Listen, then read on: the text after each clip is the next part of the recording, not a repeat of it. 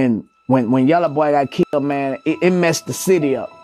I ain't lying, man. Like when I used to come around Cash Money, you know what I'm saying, and whatever they was going through at the time, it was like we the new up and coming group, you know, they UNLV, you know.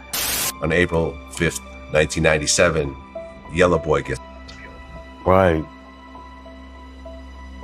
That was crazy, now, man.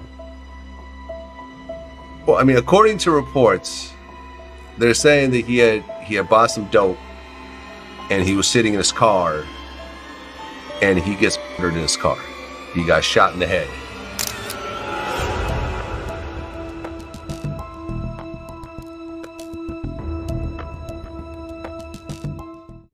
On April 5th, 1997, Albert Yella Boy Thomas's life came to a tragic and abrupt end.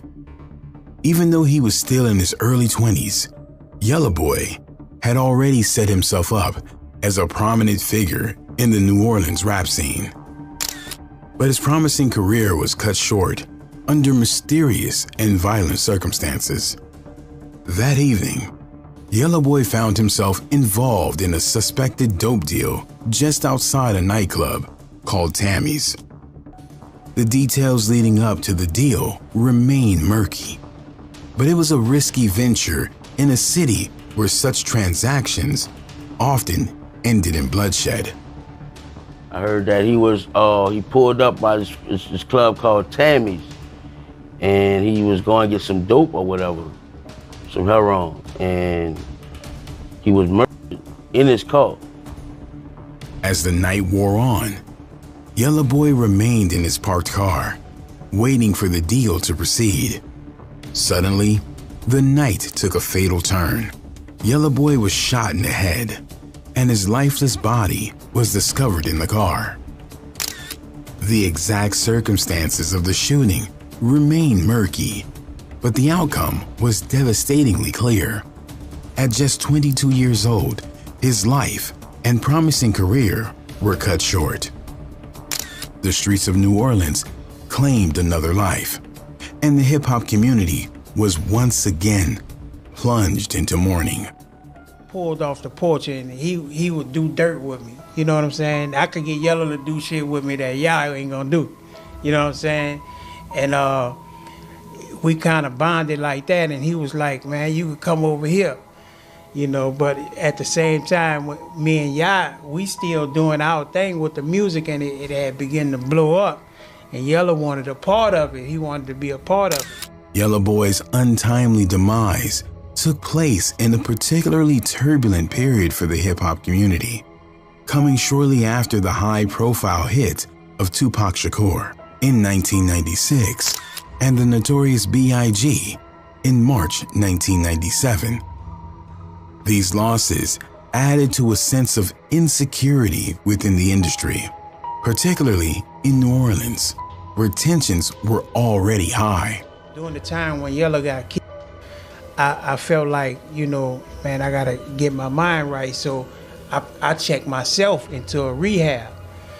And I really don't take the credit for that. You know, I feel like it was only God that moved my feet in that direction, because it wasn't a day that me and Yella didn't ride together, or wherever he was, I was, wherever I was, he was. So who's to say that I wouldn't have been in that truck with him?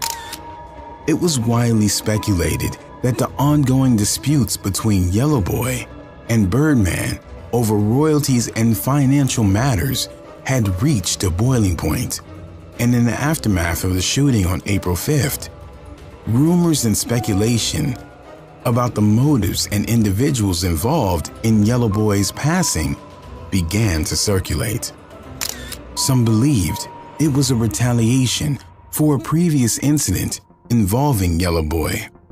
In contrast, others speculate about more profound, complex motives linked to his business dealings and disputes with the music industry. Yella Boy was born in 1975 and grew up in the vibrant but challenging streets of New Orleans. From a young age, he was exposed to the rich musical culture of the city, which would later influence his career in rap. In the early 1990s, Yella Boy, alongside two other rappers, formed UNLV, which stands for Uptown N-Word Living Violent.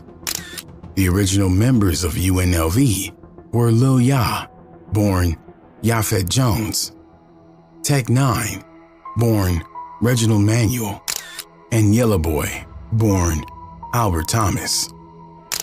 The trio quickly made a name for themselves with their raw and authentic portrayal of New Orleans street life. Their music combined with the upbeat tempo of bounce with the gritty, hard-hitting lyrics of gangster rap, creating a distinctive sound that resonated with many in their community. UNLV's talent caught the attention of Brian Birdman Williams and his brother, Ronald Slim Williams, who had recently founded Cash Money Records. Recognizing the group's potential, Birdman and Slim signed UNLV as one of their first acts on their label. This partnership marked the beginning of Cash Money Records' rise to prominence in the southern rap scene. In 1993, UNLV released their debut album, 6th and Baronne, named after a well-known intersection in New Orleans. The album received local acclaim and helped establish the group's reputation. Although the album was not distributed outside the local region, it achieved significant success in New Orleans, establishing Cash Money as a prominent label in the city. Today, 6th and Baronne is often considered a classic of New Orleans rap. Following the success of their debut, UNLV released 2 more albums, Straight Out the Gutter in 1994 and Mac Melf Callio in 1995. These albums continued in the same vein as their debut, with raps focused on themes of living life in the streets, all overlaid with New Orleans bounce beats provided by producer Manny Fresh. Manny Fresh once described UNLV's sound as the essence of hip-hop. Big Boy Records, I mean, it was like, damn, dog, UNLV, PNC, UNLV Cash Money, PNC Big Boy, you know what I'm saying? Yeah. So we had to like, if we, even though we was cool, we was, you know, fucking with the rest of the label and shit, it was really like, yeah, dog, they the enemies, you know what I'm saying? They the enemies. But PNC, on the other hand, that was some real beef. And Yeah. my main thing for not liking them dudes, because I felt like they didn't like us and they even knew us. In 1996, UNLV released Uptown for Life, their first album to achieve more than local distribution. This album marked a milestone for the group, as it was their first and only album to chart nationally, peaking at number 86 on the Billboard R&B Hip Hop Album Chart. The album featured the track Drag 'Em in the River, a diss song aimed at fellow New Orleans rapper Mystical.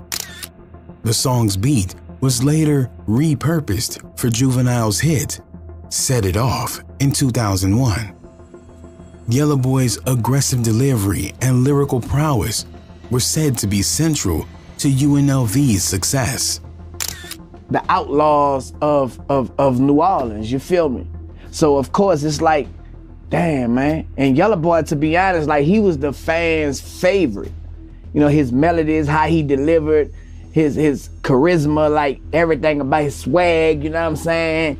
You know, with the mouth full of goals, he pulling up in the red trooper, you know what I'm saying? Like, it just was, it messed the city up, man. You know what I'm saying? The group's music was characterized by its confrontational style and vivid depictions of street life, making them pioneers in the gangster bounce genre.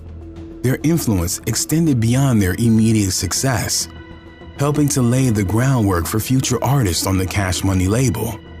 Despite their success, tensions within UNLV and between the group and Cash Money Records began to rise.